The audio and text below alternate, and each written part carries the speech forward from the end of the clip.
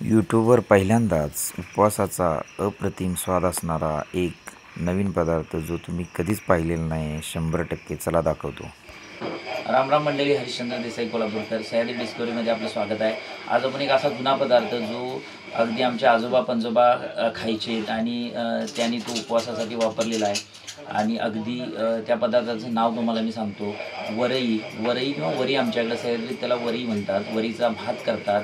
वरीचे म्हणजे तांदूळ तयार करून त्याचा भात किंवा त्याची भाकरी, त्याची पोळी केली जाते. वरईची खिचडी केली जाते. बऱ्याचशा वरईचे जे काय पदार्थ केले जातात. पण आपण एक असा नवीन पदार्थ घेऊन आलो आहे जो अगदी सह्याद्रीत बरेच वर्षापासून आमचे आजोबा पंजोबा खायचे, जो अगदी उपवासासाठी खायला जायचा असा एक पदार्थ. तुम्ही ऐकला आहे काय माहीत नाही, पण मी तुम्हाला सांगतो. तर वरीची जे वरी आहेत त्या वरीचे तांदूळ न करता त्या वरीचे आपण डायरेक्ट त्याच्या लाह्या तयार करायच्या. जशा आपण भाताचे चिरमुरे करतो, म्हणजे तांदळाचे चिरमुरे करतो, तसंच आपण त्या वरीच्या डायरेक्ट लाह्या तयार करायच्या. आणि त्या लाह्या काय करायच्या, त्याचं पीठ तयार करायचं आणि त्याचं ते त्याच्यात गूळ वगैरे त्याच्यात जे पदार्थ घालून त्याचा उपवासाचा एक असा पदार्थ, लाह्वीच्या पिठाचा जो पदार्थ होतो तो असा पदार्थ आहे की अगदी खाल्ल्यानंतर त्याची चव तर चांगलीच आहे. परत लाह्वी जी असते त्याची तयार होणारी, ती गरम गरम काय करतात, गरम असतानाच तिला दळून घ्यायला लागतं. आणि ते दळून घेतल्यानंतर मग आपण काय करतो, त्याचं पीठ तयार करतो. आणि ते पिठाचा पदार्थ नेमका कसा तयार करायचा आपल्याला पाहायचा आहे. तर वरीचे जे फायदे आहेत ते तुम्हाला कदाचित वरीचे फायदे माहीत असतील. आज गुगलवर गेल्यानंतर बऱ्याचशा गोष्टी प्रत्येक घरात अँड्रॉईड फोन आहेत आणि आपल्याला पाहिजे असणाऱ्या प्रत्येक गोष्टीची माहिती आपल्याला इथून मिळते. तर तो ग्लुटेन जो ज्यांना ग्लुटेनचा त्रास असतो ते ग्लुटेन फ्री आहे. हे मेरिटमध्ये येतं. आणि हृदयविकारासाठी, हृदयाच्या शक्ती हृदयाची वाढवण्यासाठी किंवा आपल्याला मधुमेहासाठी, त्यानंतर बऱ्याचशा आजारांच्यावर याचा उपयोग होतो या वरीचा.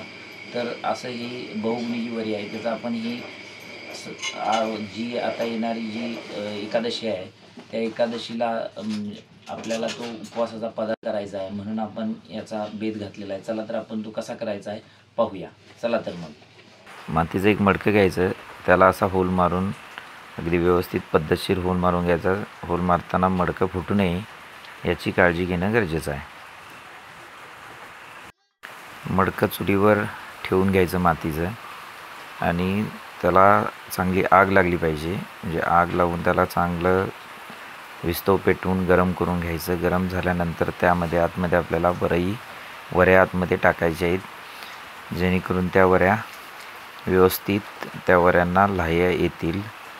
अशा पद्धतीने त्याला आपल्याला अगदी गरम करून घ्यायचं आहे. तर ते गरम झालेल्या वऱ्या आपल्याला व्यवस्थित दिसण्यासाठी आपण ते लाईट नसल्यामुळं बॅटरीवर बघायला लागलो आहे. तर अशा पद्धतीनं ही वरई आरोग्यदायी आहे. वरईचे जे फायदे आहेत ते अगदी खूपच फायदे आहेत.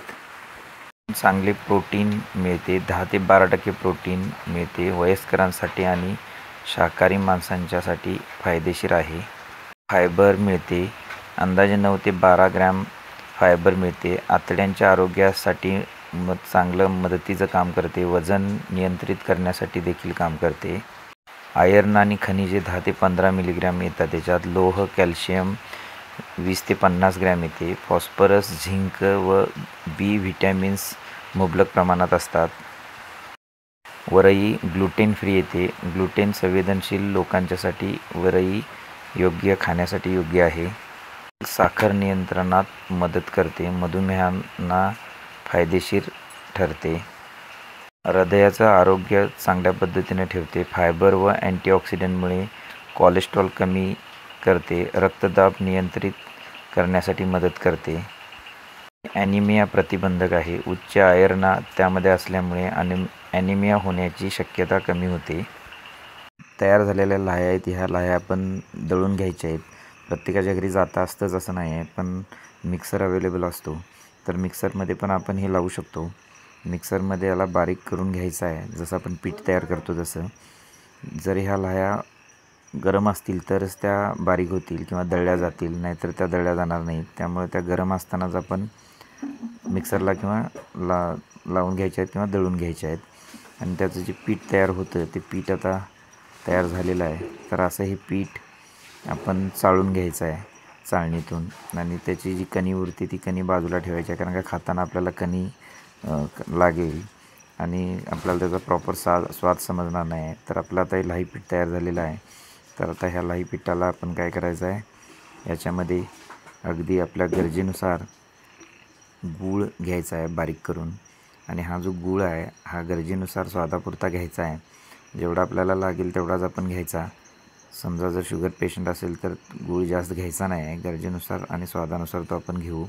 आणि पाणी घ्यायचं आहे आणि त्या पाण्यामध्ये गूळ आणि मीठ, स्वादानुसार मीठ आणि गूळ घालून घ्यायचं आहे. गूळ आपण जर पाण्यामध्ये मिक्स केलं आणि मीठ मिक्स केलं तर ते पिठाबरोबर चांगलं एकजीव होतं आणि खाताना त्याचा अगदी चांगला स्वाद येतो. आपल्याला समजतं की ते सगळं एकमेकाबरोबर मिक्स झालेलं आहे. त्याच्याबरोबर सुंठवडा पण आपण स्वादानुसार त्याच्यामध्ये टाकून घ्यायचं आहे. तर आपण आता हे सगळं मिक्स केलेलं आहे आणि आता आपण काय करणार आहे, हे सगळं मिक्स केलेलं जे आपण गुळाचं पाणी, सुंठवडा आणि मीठ हे आपण आता पिठामध्ये मिक्स करून घ्यायचं आहे. पिठामध्ये चांगलं अगदी एकजीव होईल असं मिक्स करून घ्यायचं. अगदी त्याला चांगला चमच्यानं किंवा हातानं जरी आपण त्याला कालवलं तरी चालतं. आणि हे आता आपला खाण्यासाठी तयार झालेलं आहे. चला तर मग याचा स्वाद बघू. चला आपण आता याची टेस्ट बघू. अप्रतिम. हा एक असा पदार्थ आहे, त्याला उपवासासाठी आपल्याकडे सह्याद्रीत उपवासाचा हा पदार्थ एकादशीला वगैरे किंवा जे उपवास असतात त्यावेळी त्या उपवासाला हा पदार्थ हमखास केला जायचा. आणि अगदी आमचे पूर्वज म्हणजे हे आमच्या आजीनं आम्हाला हे शिकवलेला जो पदार्थ आहे, लहाव्याचं जो वरी आहे त्या वरीचं लहावी पीठ असं याचं नाव आहे. अगदी तुम्ही याचा जर प्रयोग करणार असाल तर करा. हा व्हिडिओ तुम्ही कुठून बघत असाल तर नक्की कमेंट करा कुठून बघताय. आणि तुमच्याकडे जर अशा पद्धतीनं जर काय पदार्थ करत असतील, वरईचा लहावी पीठ, तर त्याला काय म्हणतात तुमच्याकडे तुमच्या भाषेत, त्याचं नाव काय आहे हे नक्की कमेंट बॉक्समध्ये कमेंट करायला विसरू नका. आणि आम्ही हा तुम्हाला एक नवीन पदार्थ दाखवण्याचा प्रयत्न केलेला आहे व्हिडिओच्या माध्यमातून. तुम्हाला आवडला तर नक्की इतरांनाही शेअर करा, इतरांच्यापर्यंत हा पदार्थ गेला पाहिजे. आणि सबस्क्राईब देखील करा. आम्ही नवीन व्हिडिओ घेऊन येऊ त्यावेळी तुम्हाला तो नवीन व्हिडिओ पाहायला मिळेल. आणि लाईक देखील करा. लाईक करण्यापाठीमागचं कारण काय की जर तुम्ही लाईक केलं तर आम्हाला एक नवीन व्हिडिओ तयार करण्यासाठी प्रोत्साहन मिळतं. आणि एक नवीन व्हिडिओ घेऊन पुन्हा लवकरात लवकर भेटू. चला तर मग जय हिंद, जय महाराष्ट्र, धन्यवाद.